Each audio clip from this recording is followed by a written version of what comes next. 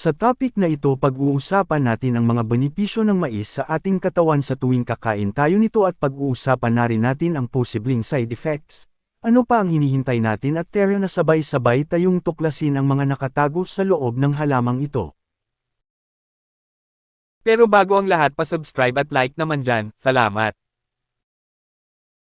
Disclaimer, ito ay base lamang sa aking mga naririnig at pananaliksik lamang.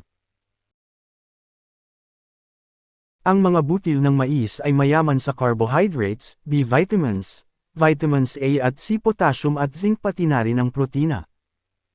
Nagtataglay din ang mais ng vitamin B12 at folic acid para mapigilan ang pagkakaroon ng anemia. Pinipigilan din ng mais ang pagkakaroon ng diabetes at alta-prison. Bukod dito, mayroon beta-carotene ang mais na nagpapalinaw ng ating paningin. At ito naman ang maaring makuha mo kapag ikaw ay nasubrahan ng pagkaon ng mais. Maari itong magdulot ng cancer, problema sa atay lungs at paghihina ng iyong immune system.